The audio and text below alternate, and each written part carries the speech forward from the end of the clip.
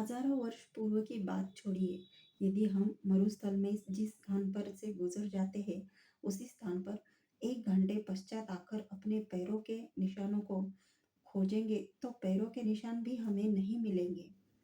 एक समय आएगा जब संसार में भयानक महामारी, प्राकृतिक आपदा अथवा परमाणु युद्ध से करोड़ों लोग नष्ट हो जाएंगे। सब सरकारें समाप्त हो जाएंगी, सब साधन संसाधन समाप्त हो जाएंगे, कोई कार्य करने वाला नहीं होगा।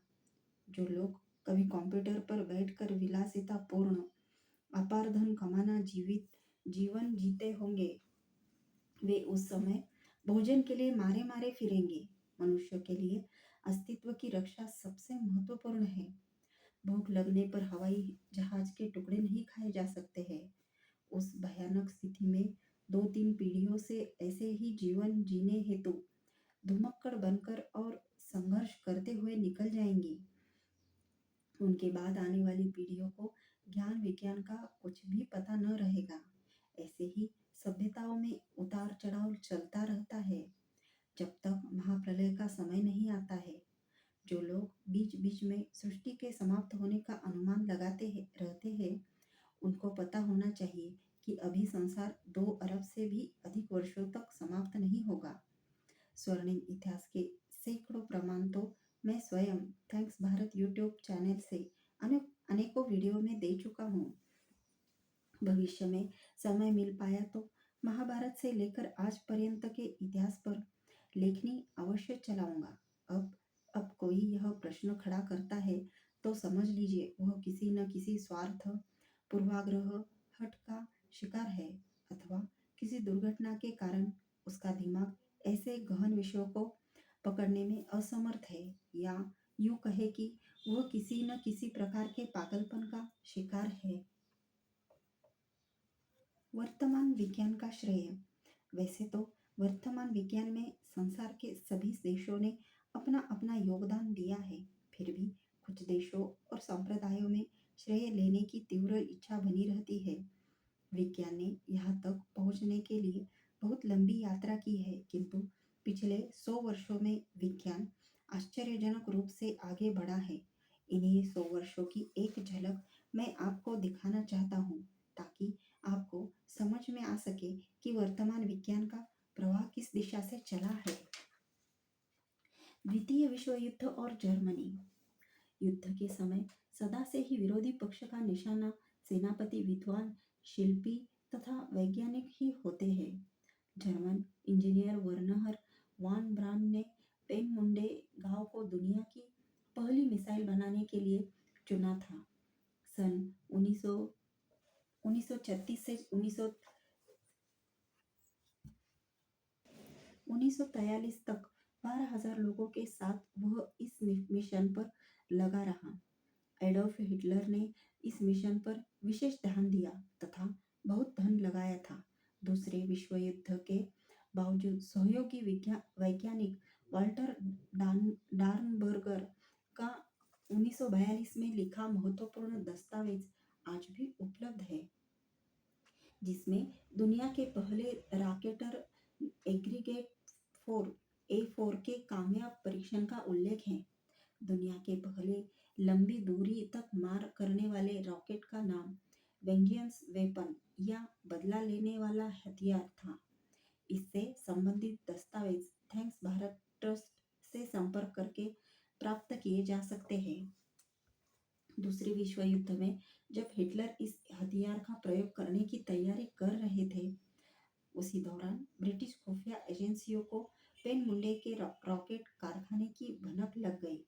17 अगस्त 1943 को ब्रिटिश रॉयल एयरफोर्स ने उस समय का सबसे बड़ा हमला पेनमुंडे पर किया था। इसे ब्रिटेन ने ऑपरेशन हाइड्रा नाम दिया था। उसके बाद हिटलर ने कारखाना बदलकर जर्मनी के बीचों बीच मिटेल वर्क में लगा दिया था। जर्मनी की हार से ठीक पहले हालांकि अभी V1 और V2 रॉकेट का काम चल रहा था, लेकिन फिर भी 250वीं एक और 1400वीं 2 रॉकेट ब्रिटेन पर छोड़े गए, जिनमें लगभग 3,000 लोग मारे गए। दुनिया के वैज्ञानिक व सैनिक ऐसी हवाई मशीनों से हुए हमलों को देखकर हक्के बक्के रह गए थे। जर्मन विज्ञान को अपना बनाने की प्रतिस्पर्धा। चहुं ओर से युद्धों में घिरा जर्मनी कारखाने बदलता रह गया और मित्र देश दूसरा विश्व युद्ध जीत गए। यदि 1-2 वर्ष का समय और नाजी लोगों के को मिल जाता तो युद्ध का परिणाम कुछ और ही होता। युद्ध के पश्चात अमेरिका, सोवियत संघ, ब्रिटेन तथा फ्रांस जैसे विजेता देशों ने A4V2 तकनीक हासिल करने के लिए जर्मन वैज्ञानिकों और इंजीनियरों की खोज प्रारंभ कर दी। वान ब्रान के नेतृत्व में सभी इंजीनियर अलग अलग ग्रुपों में बट गए ताकि कोई एक ग्रुप मरे तो रॉकेट की तकनीक समाप्त न होवे। रॉकेट से संबंधित सभी डॉक्यूमेंट्स और पूरी तकनीक को इन्होंने जर्मनी ऑस्ट्रिया के बॉर्डर पर पहाड़ों तथा गुफाओं में छुपा दिया था। अब ये इंजीनियर थोड़ा सुरक्षित थे क्योंकि जब तकनीक नहीं मिलेगी तब तक कोई भी देश ऐसे होनहार व्यक्तियों को नहीं मारेगा। बाद में तकनीक के कुछ कुछ ब्लूप्रिंट सोवियत संघ, ब्रिटेन व फ्रांस को भी मिले। इसीलिए ये देश फाइटर जहाजों व स्पेस एजेंसियों के मामले में उन्नत थे। सबसे बड़ा लाभ अमेरिका को हुआ। मुख्य वैज्ञानिक बर्नहर वॉन ब्रान इनके हाथ लग गया, जिसको अमेरिका की नागरिकता दी गई। ब्रान ने लगभग 150 रॉकेट इंजीनियरों का पता बताकर उनको भी अमेरिका में लाने का महत्वपूर्ण काम किया था। दूसरे प्रसिद्ध वैज्ञानिक और ब्रान के मुख्य साथी वॉल्टर डार्नबर्गर ने भी अमेरिका के अंतरिक्ष मिशनों की कमान संभाल ली थी। 1958 में नासा की स्थापना के बाद इसी वैज्ञानिक ने नासा के प्रसिद्ध मिशन अपोलो के लिए कार्य किया व अमेरिकी अंतरिक्ष यात्रियों ने चांद तक यात्रा की। इसी रिसर्च के आधार पर इंटरकॉन्टिनेंटल मिसाइलें विकसित की गई। नासा की सफलता के पीछे जर्मन वैज्ञानिकों का सबसे बड़ा हाथ है। सोवियत स्पेस प्रोग्राम ने जब सभी रॉकेट वैज्ञानिकों के अमेरिका में होने की बात सुनी तो रॉकेट तकनीक प्राप्त करने के लिए उसने दिन रात आकाश पाताल एक कर दिया।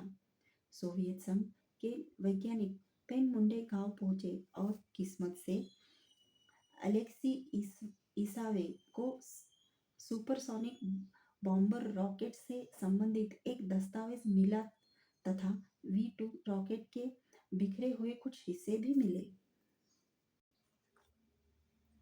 इतना ही नहीं, एक V2 रॉकेट को नाजियों ने पोलैंड में उतारा था।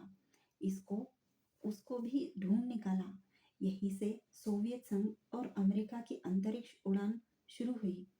इतना ही नहीं, न्यूक्लियर वेपन्स की सोच भी हिटलर की ही थी और उसी के वैज्ञानिक सर्वप्रथम इस देश में कार्य कर रहे थे। 1944 में जर्मनी की हार के बाद रॉकेट तकनीक की भांति परमाणु तकनीक व वैज्ञानिक भी अमेरिका के हाथ लगे। A discovery by nuclear scientists in a laboratory in Berlin, Germany in 1938 made the first atomic bomb possible. After Otto Hahn, Lise Meitner and Fritz Strassmann discovered nuclear fission, when an atom or radioactive material splits into lighter atoms, there's a sudden powerful release of energy। जिस खुफिया mission पर Hitler काम कर रहा था उसमें अधिकांश कारीगर व मजदूर यहूदी युद्धबंदी थे। इसीलिए यहूदी लोगों में भी वह विद्या फैल गई और आज इजराइल ने बहुत वैज्ञानिक उन्नति की है। अमेरिका ने इन यहूदी कारीगरों को भी शरण दी। आज भी इजराइल के बाद सबसे अधिक यहूदी अमेरिका में है तथा अप्रत्यक्ष रूप से अमेरिका की राजनीति में बहुत ताकत रखते हैं।